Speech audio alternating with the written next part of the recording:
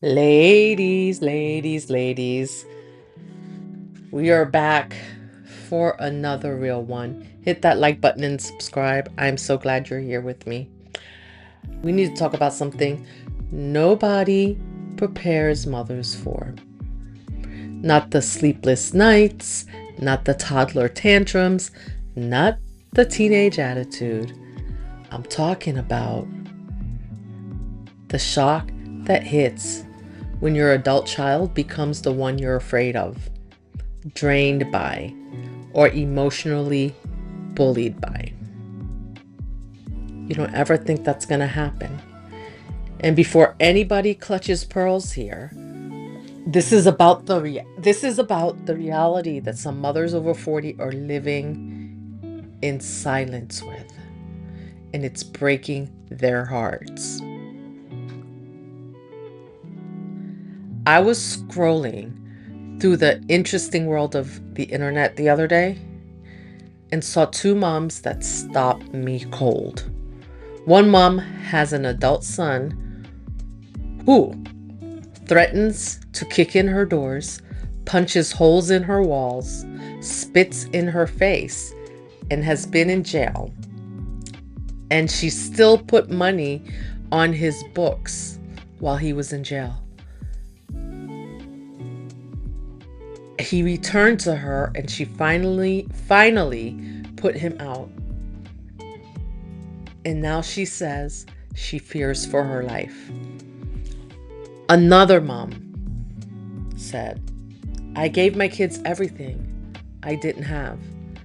Now I'm always bailing them out and I'm exhausted. She's not being abused physically, but she's emotionally worn down, financially drained, and wondering, where did I go wrong? In the comments, hundreds of women saying, same, me too, I'm so tired. This is the parenting stage nobody warned us about. Here's the part we have to talk about. Many of us were raised to be over-responsible daughters. We were the helpers, the peacemakers, the strong ones, the emotional support humans. So when we became mothers, we overfunctioned, and I've been talking a lot about overfunctioning on this channel. We fixed everything. We prevented discomfort for others. We paid when they struggled, made excuses when they failed. And we smooth out every consequence, right? Thinking we're keeping the peace. Not because we were foolish, but because we were trying to give our kids the childhood we didn't have. And here's the psychological truth that smacks you in the face over 40. When a parent consistently overfunctions, children don't automatically become strong. Let me say that again. When a parent consistently overfunctions, children don't automatically become strong. Why do you think I'm talking about this topic so much on this channel? When we think about overfunctioning, we think about overfunctioning with our spouse or with other people and family members. But our overfunctioning also affects our children. And what happens is that many of them become underfunctioners because we're doing so much. They don't learn. They don't learn frustration tolerance. They don't learn problem solving. They don't learn emotional regulation. And they don't learn accountability because mom has always caught the fall before they hit the ground. Now, here's the thing. Fast forward in your 40s, 50s, and 60s. A lot of you out there are saying, you're tired. I've had enough. I can't do this anymore. I can't overfunction anymore. And then you start therapy.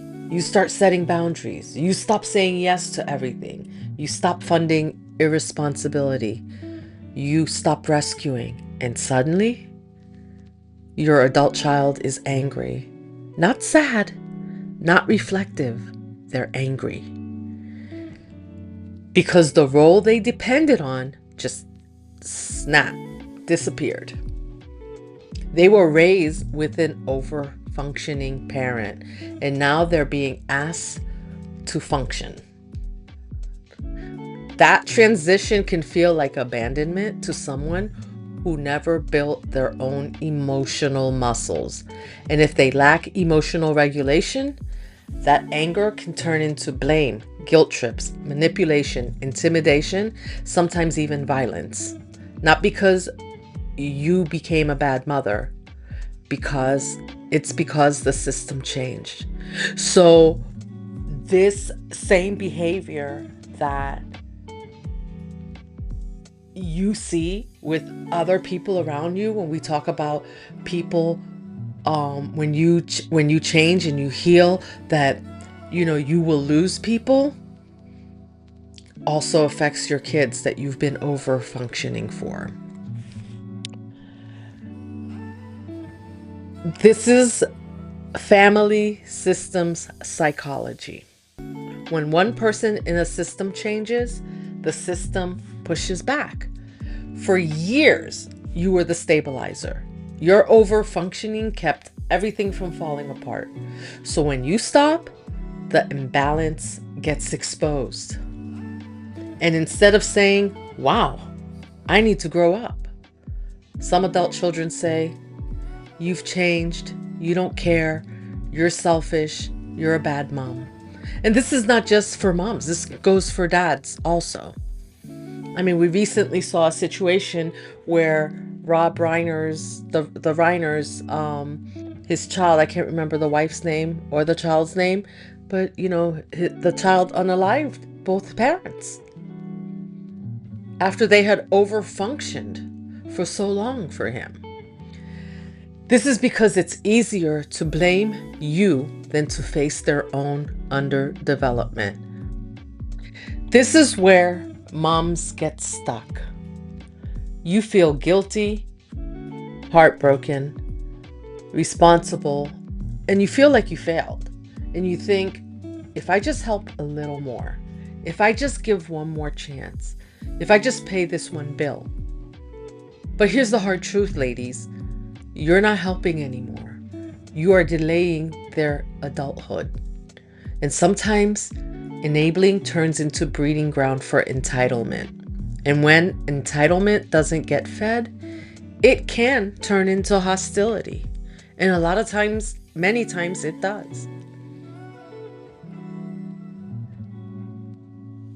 Now, it wouldn't be fair if I said all this without giving you some pointers on how to handle the backlash.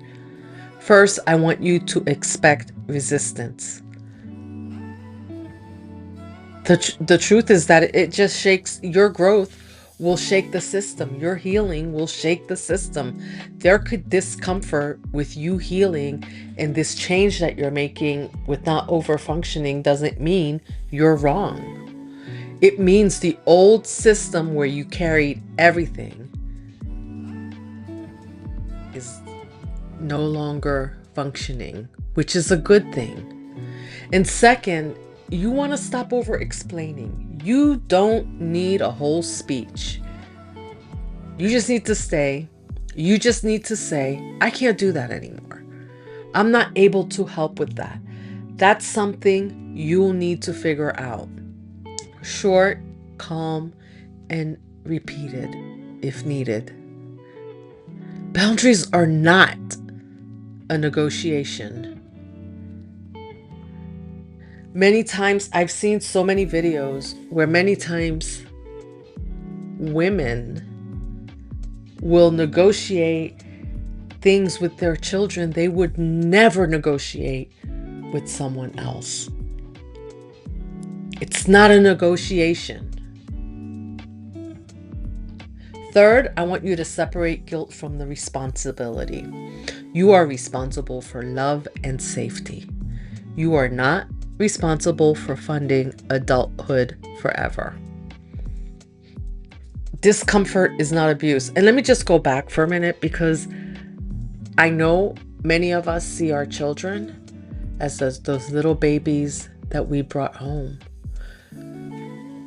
But when they are acting out, they are misbehaving, and they are being disrespectful, think about who you see then. Think about that mom I told you about, who's scared that her own child that she's taking care of might unalive her. And like I was getting ready to say, discomfort is not abuse. Boundaries are not abandonment. And fourth, let natural consequences teach. Sometimes you gotta touch the hot stove. They gotta touch the hot stove to know it's hot so that they don't touch it again. Every time you rescue, you interrupt their growth. Let them feel the weight of their choices. Not because you don't love them, but because you finally love them enough to let them grow. And let's be clear about safety. If your adult child is threatening you, destroying property, getting violent, this is no longer parenting struggles. This is a safety issue. Love does not require you to live in fear. Boundaries sometimes means distance, sometimes legal boundaries, sometimes no contact. You are allowed to protect your peace and your body, just like you would from a stranger. Now, here's the part no one says out loud. Some adult children are struggling out here in these streets. Some are depressed, some are lost, and some have learned that mom will always save them no matter how they behave. Where else can they go and behave disrespectful and continue to get respect back? When that scale is so unbalanced, it becomes really dangerous for you. It becomes dangerous for them. And when that changes,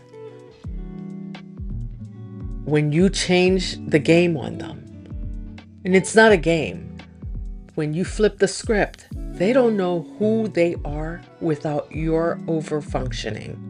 So they lash out. That doesn't make you a bad mom.